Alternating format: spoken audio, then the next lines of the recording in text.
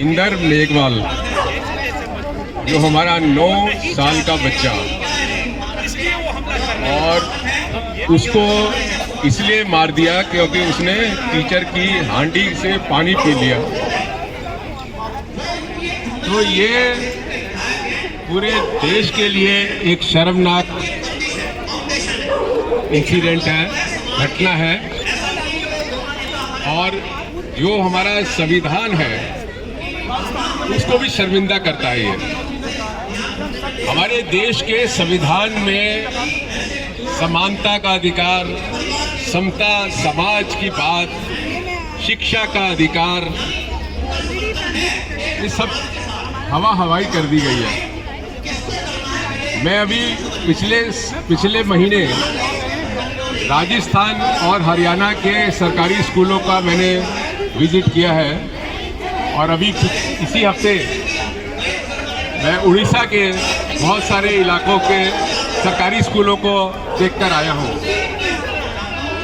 इन सब सरकारी स्कूलों में हमारे दलित बच्चे पढ़ते हैं, बाकी तो सबने निकाल लिया अपने बच्चों को। दलित बच्चे पढ़ते हैं, और उनकी जो स्थिति है, क्योंकि वो दलित हैं, क्योंकि वो गरीब हैं, इसलिए उनकी स्थिति ये है कि ना टॉयलेट, उनको टॉयलेट का जगह है, ना पानी पीने का है। दरी पे बैठते हैं तो दरी भी फटी हुई है। अभी बरसात हो रही है तो कई स्कूलों में मैं देखा पानी चोरा है नीचे है। खतरनाक बिल्डिंगों में वो बच्चे पढ़ रहे हैं, कोई व्यवस्था नहीं है, टीचर नहीं है उनके पास।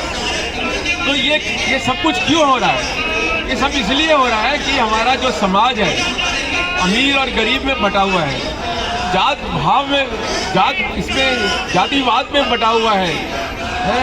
एक जो ऊंची जाति अपने आप को बोलते हैं, वो नीची जाति पे लगातार हमले करते रहते हैं। और ये सीन कोई एक राज्य का नहीं है, कोई एक इलाके का नहीं है, ये सीन पूरे देश का है, मैं कह सकता हूँ। और आज जहाँ भी गरीब दलित के बच्चे हैं, उनके साथ इसी तरीके की घटनाएं होती है। ये रूटीन की चीजें हैं। उनकी अधिकारों को पूरी तरीके से नजरअंदाज किया जाता है। और अभी उड़ीसा में तो हम एक टीचर ने ये बताया, जब मैंने पूछा कि ये बच्चे जमीन पे क्यों बैठे हुए हैं, तो उन्होंने कहा हमारे ऊपर से ऑर्डर आया हुआ है कि इन बच्चों को जमीन पे ही बैठाना है। मुझे इसका समझ में नहीं आया कि ये कैसा ऑर्डर है। ये दिखाता ये है, ये चीजें ये दिखाती हैं कि जो ये मानसिकता की प्रॉब्लम है, ये सिर्फ नीचे के लेवल पे नहीं है, ये ऊपर के लेवल पे है। चाहे वो नेता हो, चाहे वो ब्यूरोक्रेट हो, और जब ऊपर इस तरीके की मान्यता होगी, समझ होगी, मानसिकता होगी, तो वो नीचे तक आएगी। तो जरूरत है कि जो ऊपर लोग बैठे हुए हैं, चाहे वो नेता है, चाहे ब्यूरोक्रेट्स हैं, सबसे पहले तो वो अपनी मानसिकता बदले। और दूसरा ये कि नीचे पक्का करें कि इस तरीके की घटनाएं ना हो, इस तरीके की मानसिकता नहीं हो। राजस्थान में जो 2 घड़े रखने की बात है, एक घड़ा जो टीचर के लिए होगा, दूसरा बच्चे के लिए होगा, ये खुद में एक बहुत ही शर्मनाक बात है, पूरी शर्मनाक बात है ये। तो हम आज यहाँ पे जो इकट्ठा हुए हैं, वो हम ये मांग कर रहे हैं कि अन्याय, उसके साथ न्याय हो, हमारे बच्चे के साथ न्याय हो।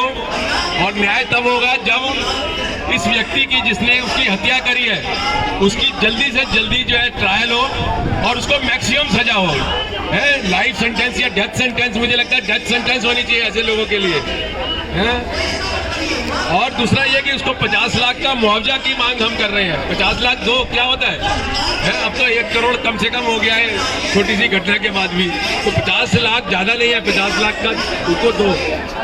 दूसरा ये कि जो ऊपर लोग बैठे हुए, उनकी तरफ से एक मैसेज जाना चाहिए, एक संदेश जाना चाहिए सब जगह कि ये नहीं चलेगा, ये संविधान के खिलाफ है, और हम लोगों को एकजुट होकर इसका विरोध करना है। ये बहुत ज्यादा है, ये कोई एक घटना नहीं है, ये तो एक घटना इस शक्ल में है कि उसको मार दिया गया है। लेकिन जब आप दलित बच्चे को स्कूल में पानी तक का इंतजाम नहीं करते हैं, उसको बैठने का इंतजाम नहीं करते हैं, उसको पढ़ाने का इंतजाम नहीं करते हैं, उसको टूटी हुई छत के नीचे बैठ के पढ़ाते हो, तो ये सब भेदभाव है। और ये सब इसीलिए है क्योंकि जाति जो है आज भी हमारे देश में कलंक कर रही है।